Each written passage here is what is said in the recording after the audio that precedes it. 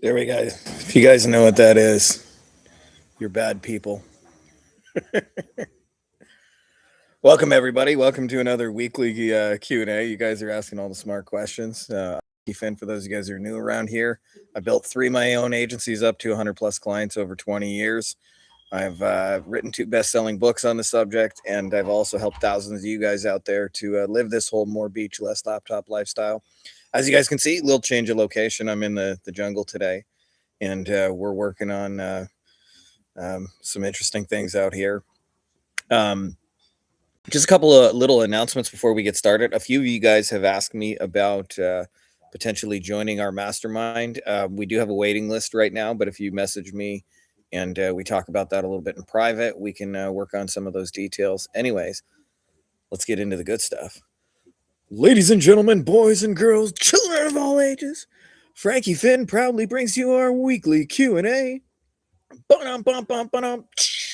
With the man they call the man, the greatest of all time, His Holiness with the golden dad guns, 170 pounds of pure steel and sex appeal. It's me. All right, cool. Let's get into your questions. Enough of the shenanigans. So Melissa says, hey, Frankie, how do I join the Wolfpack and get GHL affiliate link? Do you provide snapshots, automations, templates? Those are a couple of different questions, Melissa, so I'm going to take them kind of a little bit separately. Firstly, how do you join the Wolfpack? Right now, you don't. There is a waiting list. But for those of you guys who are interested in joining the waiting list for when we do open, you can go to beyondagencyprofits.com. And then there's a link to the Wolfpacks, and you just watch the video. It'll have all the details, the price, and all those kind of things. Beyondagencyprofits.com. Or you can go beyondagencyprofits.com/Wolfpack. That's where the link takes you anyway.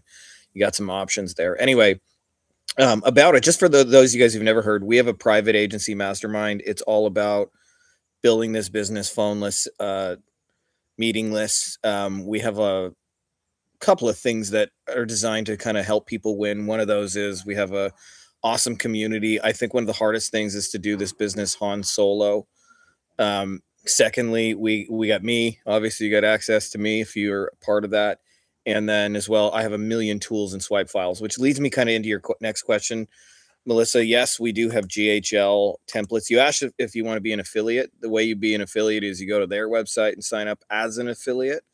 That's got nothing to do with me, just so you know.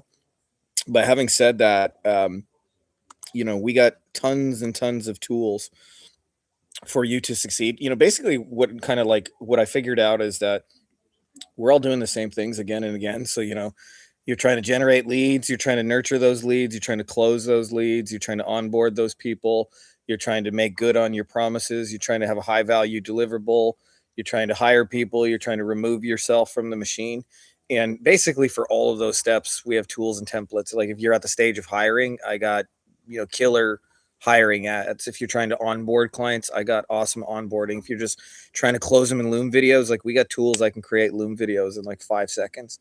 My next endeavor, by the way, is to try and sell a yacht, a $10 million boat on video. So I haven't done that yet, but I'm like 98% sure it can be done. So that's my next piece is let's go sell a boat. As far as all of that though, Melissa, I'll tell you, one of the things that keeps people actually stuck in this agency game is not the tools and the automations and the thing. It's the execution of the basics, I call it the Tim Duncan, I don't know if any guys watch basketball, but Tim Duncan, they called him the big fundamental because he would just like be really good at the basics, but he was like the best like ever at just doing the basics. He wasn't flashy. He didn't. So I'll tell you what most agencies are stuck with is they don't have a clear niche, target client, whatever you want to call it. Like they don't know who they're doing their service for. They don't know what problems those people have. And they don't have something unique that's different than everybody else that solves that. And because of that, when they fail the basics, you can automate it. You can put it in Loom videos and all those things. And the flip side of that is if you know who you're talking to, you know how to go find them, and you know exactly what problems they're stuck at, and you create a unique solution that only you have. And then you go put that in videos and automate it and you get it out there. It tends to work a lot better. And for those of you guys who followed along with my 90-day challenge, for those of you guys not familiar with the 90-day challenge, the number one question I got asked over the last, 7-8 years, they said, if you're me, You want to start over, you want to get to 10K a month as fast as possible. What would you do? And after years and years, like I literally got asked the question 500 to 1,000 times. So I decided, like, I'll just do it and document the process. And if you guys rewatch that, especially the first couple of videos, that's what I did. Is I first decided who I was going to do it for, which in my case was water damage restoration. I looked up their problems. Their problems were that we don't get paid on a lot of jobs because of insurance. And so there's a small select few types of jobs that we actually get paid on quickly. And then we created a solution. We'll help you get those types of jobs, the ones that you actually get paid on. And then we created our deliverable and our fulfillment. And then I went out there and marketed it. And it was easier because I had something they actually wanted. And so I could sell it in video and things like that. That's what I mean of really solid execution of the basics. And if I had jumped straight to automating that, which is what a lot of people want to do, it probably wouldn't work. And by the way, to find that information out, I didn't like jump on calls and do the things everybody says you have to do. I just like joined some communities and asked some damn questions, useful questions like what kind of clients do you wish you had more of, or what kind of customers do you wish you had less of, and things like that. And in doing so, Gareth, my man, you made it. So I think like what keeps a lot of agencies stuck is just like execution of the basics. So that's a big part of what we do. And I have tools to help you guys with that, like to figure out your niche if you haven't already, to figure out like we got a tool in my market research bot. It'll tell you all the problems that they have in their industry, so you can begin to talk about their problems and not your solution. By the way, those sound like the same thing, but they're not. So like, for example, I mentioned restoration, when they say we're not even getting paid on most of the jobs we get because of insurance. If I go in and start talking about my solution, which was SEO and pay-per-click, they never would have cared. If I said, hey, I know you don't get paid on most of the jobs you even get. That's why we figured out how to focus on these types of jobs, which are the ones you get paid on the fastest. If you're interested, I can help you generate those. Suddenly they care, right? And nowhere in there did I mention SEO or pay-per-click, which are the things they don't care about specifically. So I'll reach out to you specifically, Melissa. I've been a little bit in travel mode. As you can see, I'm in the jungle. This is the Amazon rainforest behind me. And I actually have seen some crazy things in my. I've been coming down here since 2012. This is where I kind of drink some ayahuasca with my man Hamilton Souther.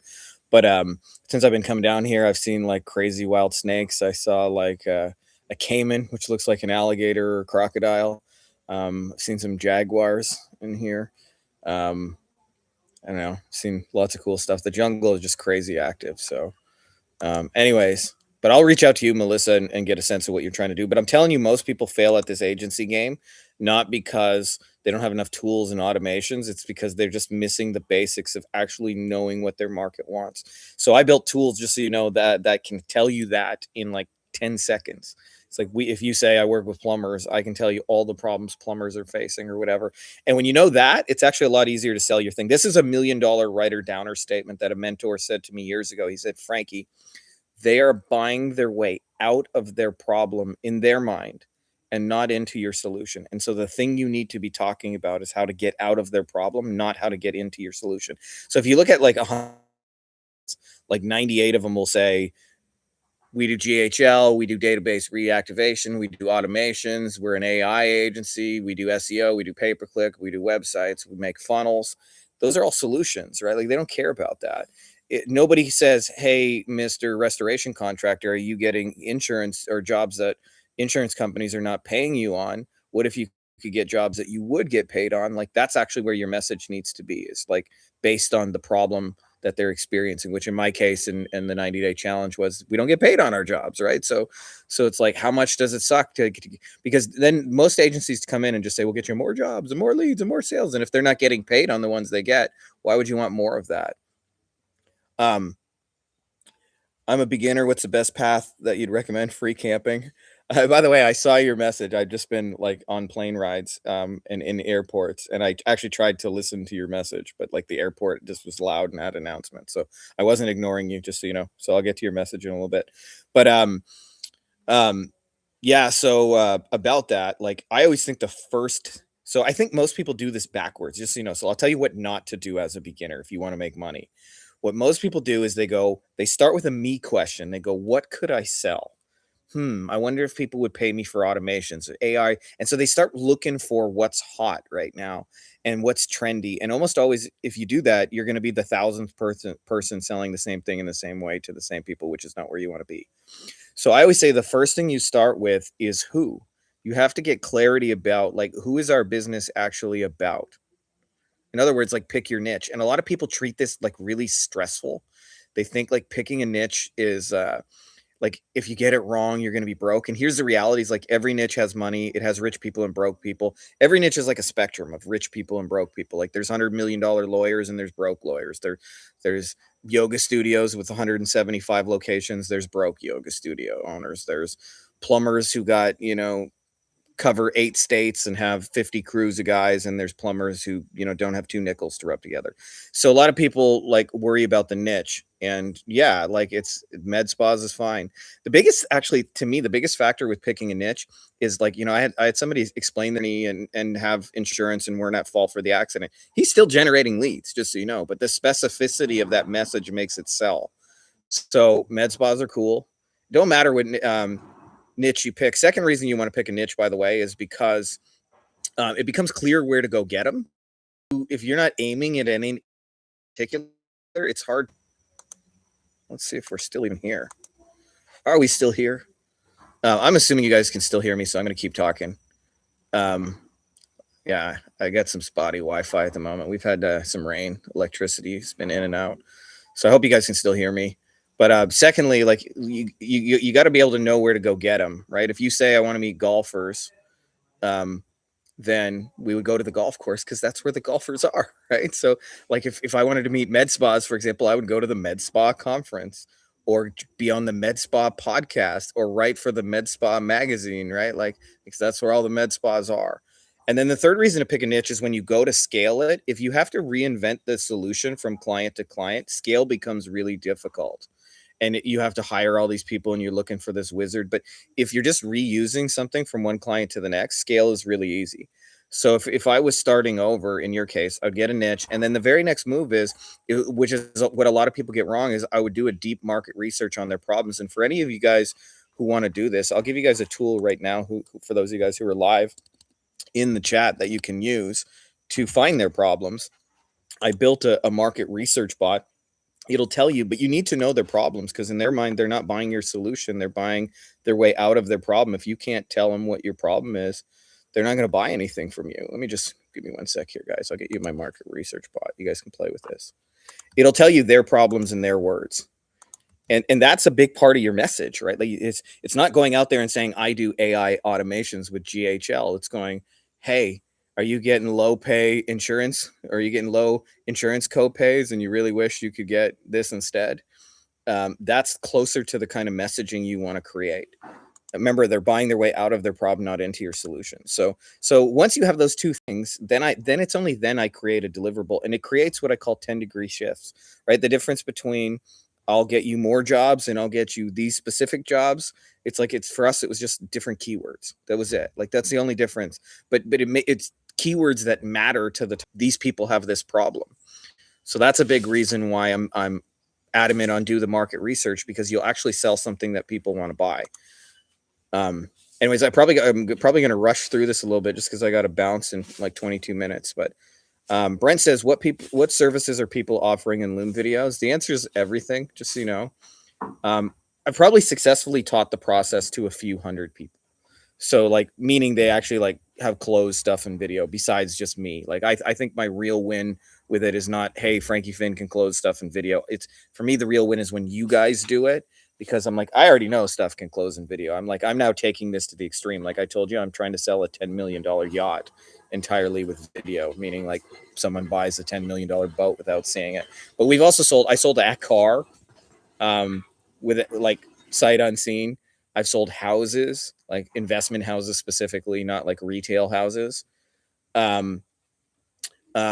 I've sold obviously like a bunch of Loom videos or a bunch of agency services through Loom videos. We've sold retreats, masterminds, investments, and all those things. And there's really not like a lot of times people say, well, I sell a $1,200 thing it can't be sold by video. And I'm like, you're wrong, because it's just because you don't know how to present the value equation. Whatever price you charge, if the value is higher, they'll buy it through video. And so what a lot of people don't know is like, is just this magic phrase is when you present the price of anything. So like say I say it's $10,000, I have to then give you context that it's $100,000 thing. So like for example, if I say to you the price is 2K a month, that sounds like a take. But if I say the price is 2K a month and you'll get 50 to 100 category 3 flood jobs, which are the types of jobs you get paid on every month, the value of the thing is bigger than the amount. So a key detail with like being able to close in videos, being able to articulate, and for that you will get. So like for example, if I say I got a house, it's $250,000. Is that a deal? Is that a ripoff? You'll never know until um, I go into to detail about what kind of house you get. Like if I say it's a crack shack in the ghetto and there's, ladies of the night and it used to be a meth lab, for $250,000, you should run. But if I say it's $250,000 because it's a $2 million house, but I owe 230,000, I'm ready to become a Buddhist monk. I want to live in the mountains. I need to sell it. I need to be able to cover my closing costs, and I need to be able to get enough to get a plane ride to the mountains. I'm denouncing all worldly possessions. Like that's a steal, right? So whenever you present price, if you can contextualize it with value, then anything can be sold through video. Anything. Like in my first experience was seeing two guys who sold $100,000 stuff. Just catching up on the comments. Dave says, do you offer coaching mentorship? Yeah, I do. I got a couple of options, Dave. Our biggest one is called the Wolfpack, which you can find on our website. I'm just going to type it in the chat. BeyondAgencyProfits.com. I don't know about you guys, but I'm one of those guys who, like, a lot of times my business names are just based on what domain is available. Unfortunate, but it's true. One of my biggest issue for me is I'm in Pakistan. I can't attend any seminars or anything about med spa, but I'm doing some research using internet. Any other way you can recommend other than your bot? Yeah, I mean, you can still get in front of med spas without leaving your house. Like there's no rule that says, and actually, if you're in Pakistan, I would probably kind of function more like a white label partner where, because like I always say the hardest part of the sale is trust. And people don't trust marketers, but they especially don't trust marketers from like India, Pakistan, Bangladesh, so forth. So like for me, I would probably like help fulfill for somebody who's like, front facing to those people, but those people always need help. There's tons of ways to get in front of, like, you can message almost any med spa agency and just say, do you need help with blank? And they would probably say yes if they're doing any level of volume. Obviously I'll check after this call. Yeah. Do you have any insights for motivation and consistency for the agency game that helped you back then? That's a good question, Marcos. Um, yeah, the showing up day to day is the hardest part. And I'll tell you, especially in the beginning phases, there's a lot of mental stuff like, I don't know what I'm doing. Maybe I should just give up and get a job. This isn't really working. Um, maybe my father-in-law was right, and those kind of things that make the consistency hard. And a lot of times, they'll ask you questions like, how much money did you make? And I heard that question, just so you guys know too, for like my first 20 months, I made exactly zero. So for those of you guys who made zero, you don't need to feel bad. I did exactly what you did. We have much better months now, just saying. Sometimes I make more in a day than I used to make, like in like sometimes like 3 or 6 months. Not bragging, I'm just saying it gets better. But anyways, the reason I tell you that is the consistency. The biggest thing is actually, it sounds so simple, but is have a target client you like and somebody you actually want to help. So if you're coming only from a self-serving place of like, I want to make money, I want to make money, I want to make money, which you can, by the way, you're allowed to have those thoughts and those like sort of feelings. You won't think about your target client. If you have a target client you actually want to help, you'll just wake up, like at least part of you will want to serve, and your business has to serve clients to make money at some level, and it helps if you like those clients. So to me, like one of the things I've done historically in my advertising is I put a lot of me. So like in the lawyer space, I say things like fuck and shit and like a lot of bad words, but I know that the lawyers who respond to that are also going to be like me and be potty mouths and things like that. And so I'm not saying you guys should swear, but I'm saying you should be authentic, whatever that is for you. And the more you actually care about the partners you have, the more you'll show up motivated and consistent, because you actually want to help them. I have shitty days, just so you guys know, just like I'm human, and yet I still want to help my people. And so sometimes I put my own stuff aside to go serve clients. And it just helps that you have fun clients that you actually like. And most people don't think about that detail. They're just like, who would pay me the most money kind of thing. Um, Garrett says, pitched my first client last weekend at a car wash, blew him away with giving him so much free value. Turns out he's a franchise owner and needs head office approval. Bummer. I wouldn't call that a bummer, just so you know. I would go to head office and say, let me do this for one location. And if you guys like it, I can do it for all of them. And you might just end up with 175 clients. We have people in the mastermind who get big franchise locations. And a lot of times they pay like you have 100 clients, but you only have one person to deal with at the head office. And so you don't have 100 different reports to make or whatever, but you get 100 different paychecks, right? So you like, I would actually go negotiate with head office with him, not like see that as a bummer. I would say, hey, like, and take all the free value you made for that guy and bring it to head office because they'll like it just as much, by the way. I have 3 different prices for a SaaS product. Yeah, that's fine. As long as they're related, don't make your offer confusing with 3 different prices. I look at it like it should be like gold, silver, bronze, like the way you buy most software, right? It's like, do you want the free version, the small paid version, or do you want the enterprise version? But it's you're not fundamentally deciding on 3 different products. So as long as they're related, you shouldn't have an issue. For example, one chatbot widget, one gives basic answers, another qualifies leads, and the last one automatically schedules appointments. Yeah, that sounds, increased functionality. By the by the way, what's the story with ZE Media? I actually don't know what that is, so you'll have to give me some context for what you mean. I have about $300 to spend on ads per month. Would this be worth it to even run ads, or is it too little? My niche is contractors in the home services space. You can certainly make $300 a month work. It'll be slow, just so you know. I always like to personally get my stuff figured out organically, because almost always what happens when you launch paid ads is you lose money before you make it. That's like just how it is. And there's like a learning phase where you figure it out. And I hate to do that in a paid way. So like I try and figure it out organically so that when I turn on ads, and the shortest way I know how to do that is with what I call a hand raiser, which is a summary of an offer. So in my case, when I went to restoration contractors, I would say, hey, who's interested in getting category 3 residential flood jobs? Those are the jobs that they get paid on that I mentioned earlier. And when they started saying me, I knew they would buy a service related to it. Not immediately, but it allowed me to know that like if they're interested in it, they'll buy it. Kind of the same way if I say to you, hey, my neighbor Jenny likes you. Would you like me to set you up? If you say no, then I don't need to plan dates and all those details, like, when are we going to meet? Because you're just not into her, right? Like you're never going to be into her if you say she's butt ugly or whatever.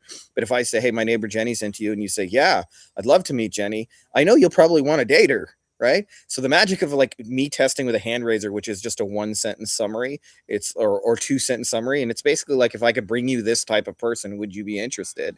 If they say, yeah, I want that type of person, then I know they'll buy a service related to it.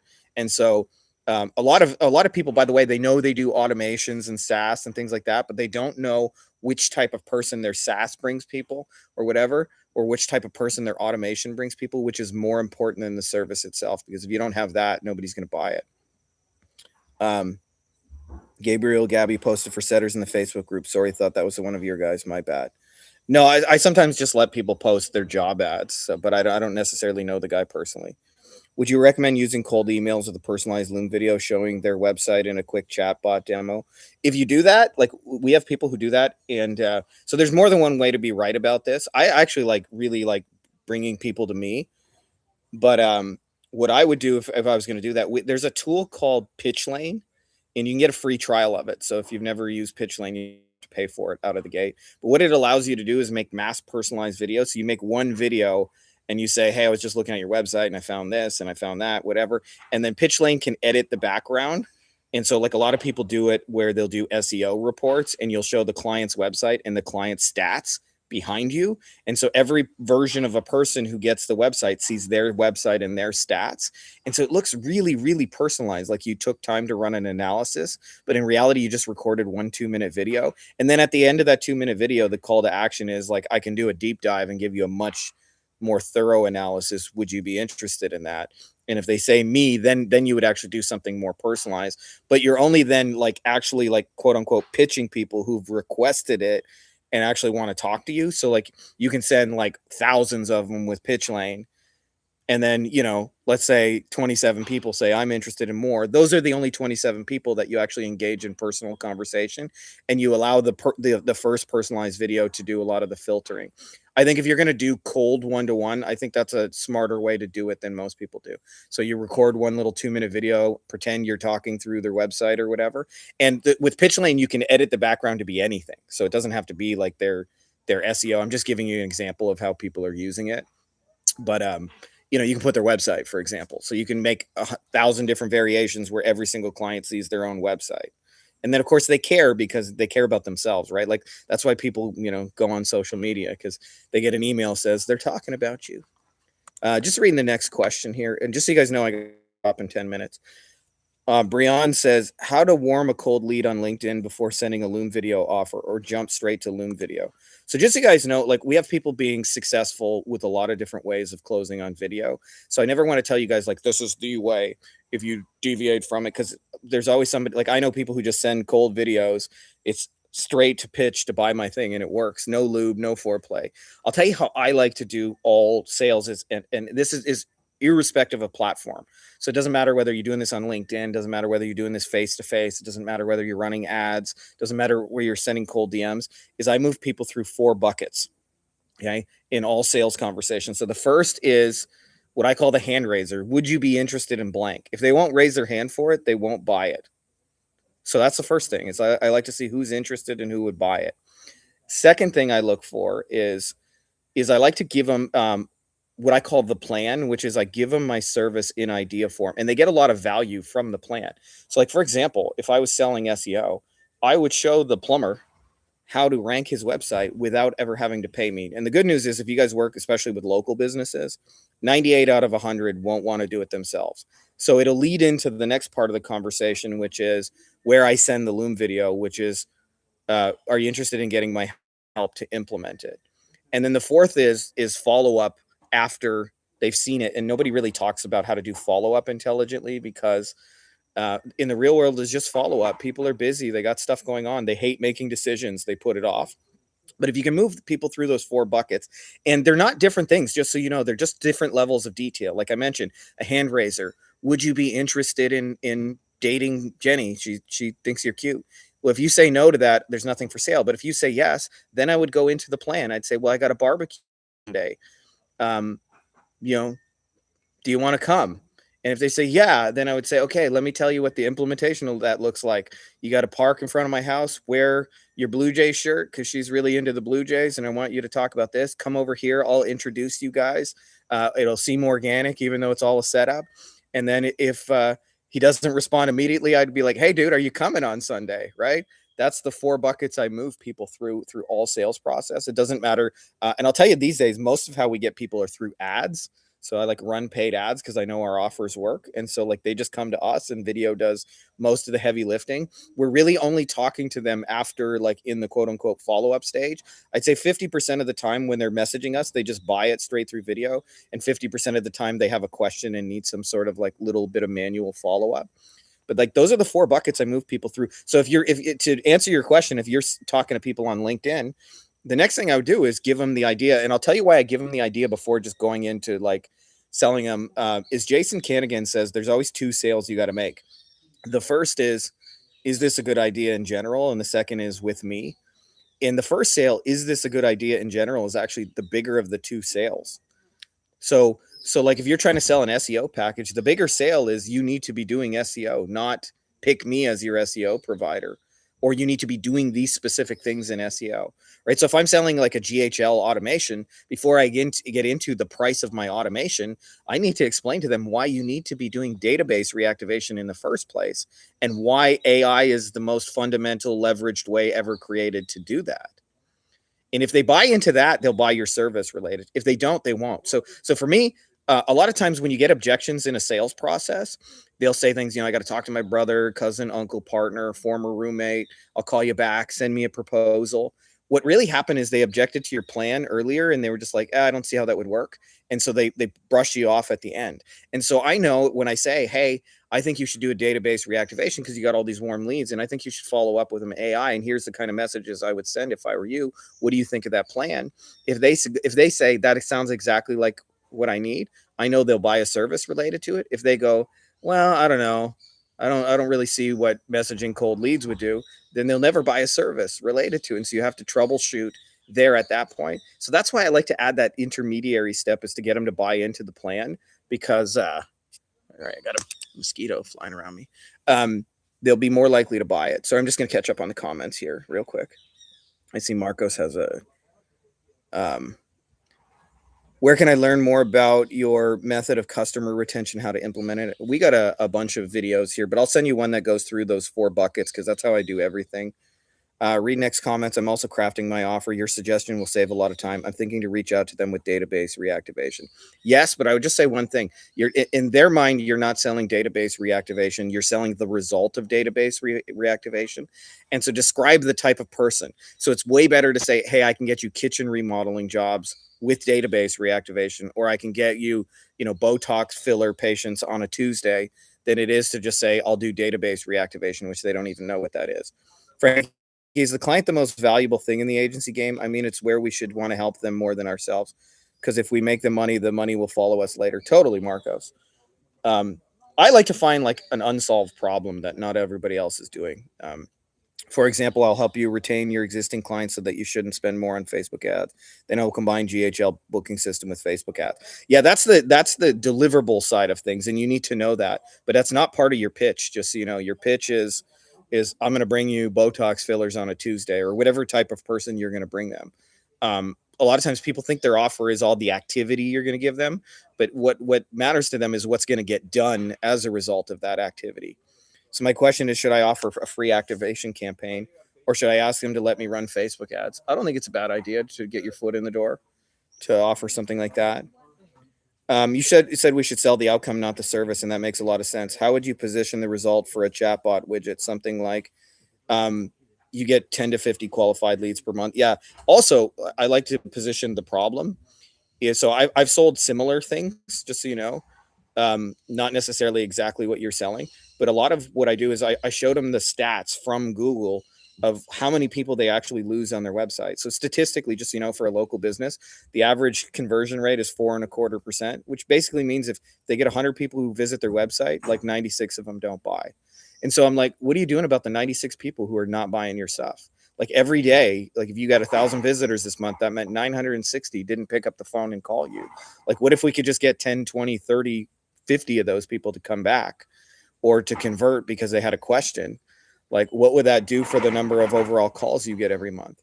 So that's how you sell the widget, right? Is you don't sell I'll give you a chat bot. Like there's no dentist who woke up in a cold sweat today and said, I really need a chat bot widget. But if you give them like the breakthrough on realizing they're already losing leads, and you make that real for them, and then you show them how your chatbot widget can pick up some of those leads they're losing, it's the lost leads that are happening now. Like the argument you want to make if you're selling a chatbot, like the one you actually have to focus on is you are losing money now. You're spending all that money on traffic, all this money on leads, you're driving all this SEO, and most of it's going nowhere, all because they got a question or two, or they can't find the information on your site. So like when you can establish that that's true, and then you say, I can grab 10 to 50 extra qualified ones just from what you're losing, the sale's almost automatic. The fact that it's a chatbot widget is almost irrelevant to them. But that's how I would sell that, or that's how we've sold similar things. And what I did is I had a big map. I put their website, and then I put 2 arrows, and I showed the numbers. Like if you have 1,000 visitors, 960 of them don't buy and 40 of them do call. And then I put my chatbot widget and an arrow saying like 10 to 50 extra ones, from there. I'm like, this is where it comes in. And when they can see it visually, it's a lot easier to convert them. But you want to make the established argument, like you're losing business right now, like not as a future thing. Like you're, last question. I'm going to have to bounce just so you guys know in a minute. Hey, y'all, new here. Great to be here. Excited to grow and learn together. My specialty is AI employee with DBR, which is database reactivation. I've been using GHL, so still kind of newish. Glad I found this group. And Frankie, I've been following gurus that don't really give you the real deal Holyfield. Working on my Loom video now. I'll post soon and get your feedback. Much love and success. Yeah, I would just mention, as I've mentioned before, is that you're not really selling database reactivation, not in their mind. You're selling the result of it. So And the result of it, by the way, just if you guys are not clear on the result, the question you need to ask yourself is what type of person comes through my machine? That's what they care about. Not and if you know how many of them, like, and by the way, you don't always have to know how many. So like we ran an ad that our offer was the service we were doing is Facebook ads, but the offer was I can get you motorcycle cases. And that's just like a high value case for them, right? So like for personal injury attorneys, we ran that for years and years. So I say that if you can articulate the type of person you bring them, that matters. And most people don't realize this, but local businesses have all kinds of problems by getting the wrong types of people, right? Like sometimes they have no margin. Sometimes those people are pain in the ass. Sometimes they're cheapskates. So I'll give you my favorite example. I've been beating this up on the last few Q&As, but it illustrates the point. Mike from our mastermind, he works with plumbers. And a plumber said to him, "Hey, Mike, I don't really like emergency phone calls." And he said, "Why not?" And he said, I literally get covered in shit. Like I literally go there. I don't even really make any money. I have to rush out there and I get covered in literal shit. Like a, so anyways, the plumber said to him, "Is there any way you can get me new construction?" And Mike does Google ads and he looked at it and it was just different keywords. He was like, "Yeah, I could get you new construction." So he ran the ads, got the guy new construction, and the guy loved him not because more leads and more sales and more customers, which was what everybody was saying. It was like, I don't have to even shower with new construction. I make more money. It's happier. It's like it's a brand new pipe. It's never even been used. And so his offer doesn't become I'll do Google ads and get you more customers. It becomes I'll get you new construction jobs. And what they're really buying in that scenario, just like they're buying their way out of a problem, not into your solution. What they're really buying in their mind is if I never had to get covered in shit ever again, I would be okay with that. So that's why I say if you nail the outcome, that's 90% of selling your offer, just so you know. Can't we use beyond the agency strategy for our GHL services? Of course. We got tons of people selling GHL without sales calls. Most people think your deliverable is your offer. So if I do Facebook ads or GHL SaaS or database reactivation or have an AI phone service, I'll give you an example of just so you can see the difference. Okay, so we got a guy in our mastermind. He sells an AI voice solution. It's with GHL and retail add-on that connects with GHL. And he sells he sells like AI voice solutions. Remember I said they're buying their way out of a problem and not into a solution. So this is the problem. So a lot of roofers say, I don't even like answering my phone because I get so many spam calls. And when he says, what kind of spam calls do you get? They say there's 3. They say Angie's List calls me every week and says, do you want to sign up? And by the way, businesses can't sign up for no call registries. Like a consumer can say, take me off your list, never call me again. Businesses don't have that option. So Angie's List calls every week, week after week after week. Second thing is they get, Google spam. Like, we can get you top Google #1 ranking, . They get those calls. Third is they get people saying, y'all hiring? I'm looking for a job. And so some of the roofers have told him, I don't even want to answer my phone because it's like a 90% chance it's going to be spam. And so he's like introducing Samantha. She handles Angie's List. She handles Google spam, and she handles people looking for a job. And she just politely turns them away. And the 10% who are looking for a job, she schedules them as done estimates in your calendar. What would it be worth for you if you never had to be on the road, pull your truck over on the side of the road just to get another Google spam call ever again? And that's what they're buying their way out of, right? They're not buying your GHL SaaS that does AI voice solutions. They're just like sick and tired of getting spam calls all day long, and they don't even want to answer their phone. So you're like, don't answer your phone anymore. We'll take care of the spam problem for you. Now all of a sudden, like $500 a month, that's a no-brainer, right? Like I've been hating answering the phone now for weeks, months, years, because it's always just something annoying. But you'll just take the homeowners and put them on my calendar. Oh, where do I sign up? And then all we do is just demonstrate the phone solution. Go, and you probably think she sounds like an AI bot. She doesn't. Listen. And then we play an example phone call, and then we say it's $497 a month. And for that, you'll never have to deal with Angie's List and all those kind of people again. And people buy it straight from video, right? They buy it straight from video without a lot of like extra step. But what we're not selling is AI voice solutions. Just so you know, we're selling the end to the spam problem. Just so you guys know. How can I know when you'll be live again? I announce it in the Facebook group, but honestly, like a lot of it normally depends on my kids, so I don't have like an exact time. I probably should announce it. You're not the first person who's asked, but you know, it's probably not an exact thing. Anyways, I think that's all the questions we got. I got to bounce right here, guys. Just coming up and over. But I appreciate you going in on this. Tell me about the mastermind. Is it like a course or a community? You can find out more about like really everything we have. We got different programs, different levels, depending on where you're at beyondagencyprofits.com. And we also have a Facebook community for those of you guys who are in it. It's also called Beyond Agency Profits. I'll type out the name of the group if you guys are not already in the Facebook group. I found about you a few hours ago. What's your Facebook group? I just typed the name. That's not the link. Let me see if I can put the link real quick for you guys.